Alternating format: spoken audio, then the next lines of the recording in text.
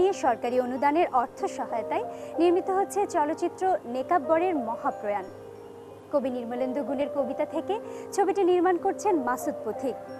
এবছরের ২৬শে মার্চ স্বাধীনতা দিবসে ছবিটির শুটিং শুরু হয়, আর এখন সম্পাদনার টেবিলে। এতে অভিনয় করেছেন মামুনুর রশিদ, প্রবীর মিত্র, শিমলা ও জুয়েল সহ আরো অনেকে। কেন রে চলে গাড়ি অচেনা স্টেশনে, হাওয়ারে পারি চলে সবারই গোপনে। কবির হাতে কলম ছেড়ে ক্যামেরা উঠে আসার নজির বাংলাদেশে নতুন নয়। তালিকায় নতুন যুক্ত হওয়া কবির নাম মাসুদ পথিক।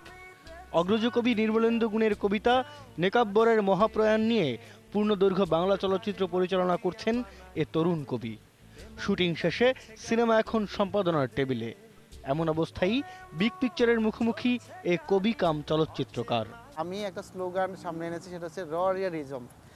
মানে হচ্ছে মানে হচ্ছে যে সত্যটা সত্যই। আমরা আসলে সত্যের সাথে অনেক সময় শিল্পকে যোগ করে এক ধরনের একটা কৃত্রিম একটা আর্ট, মানে যে থিওরিটা আমরা প্রায় কপচাই, সেটা হচ্ছে যে আর্ট ফর আর্ট সেক্স। আমি সেটাকে স্বীকার করি, কিন্তু আমি চাচ্ছি যে মানে জীবনের জন্য শিল্প। বাংলাদেশের কৃষক সংগ্রামের ইতিহাস, মুক্তিযুদ্ধের চৈতন্য, গ্রাম বাংলার মানুষের জীবনাচার চিরায়ত রূপে উঠে এসেছে নেকাব্বরের মহাপ্রয়াণে। ছবিটি সরল কাহিনীর উপর ভিত্তি করে এগুলেও সিনেমার ভাষা ও শৈলীর দিক দিয়ে ব্যতিক্রমী হয়ে ওঠার চেষ্টা করেছেন কবি মাসুদ পথিক। কবি নির্মলেন্দু গুণ উনি একজন বিখ্যাত কবি, কিন্তু উনি এই ছবিতে অভিনয় করেছেন তার নিজের ক্যারেক্টারই। কারণ নেকাব্বর হচ্ছে সেই ব্যক্তি, যে ব্যক্তি কবি নির্মলেন্দু গুণের গ্রামেরই বন্ধু, এবং সেই গ্রামের বন্ধুকে, হারিয়ে যাওয়া বন্ধুকে নিয়ে তার লেখা কবিতাটি, এবং সেইভাবেই রিপ্রেজেন্ট হয়েছে এই ফিল্মের মধ্যে। ও চলছি আমি আপন বাড়ি রে। চলচ্চিত্রটির গান লিখেছেন মাসুদ পথিক, নির্মলেন্দু গুণ, অসীম সাহা আর সাইম রানা।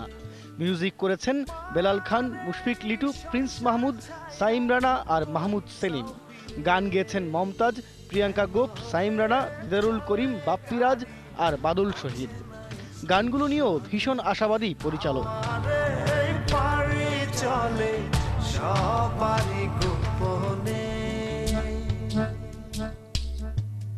চলচ্চিত্রটির বিভিন্ন চরিত্রে অভিনয় করেছেন সৈয়দ জুবায়ের, জুয়েল জহুর, বাদল শহীদ, শিমলা, মামুনুর রশিদ, অসীম সাহা, শেখ শাহেদ আলী আর প্রবীর মিত্র।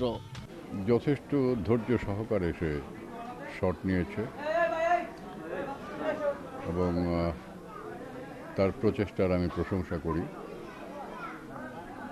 আমি আশা করি এই ছবিটি একটি বিশেষ জায়গা দখল করবে।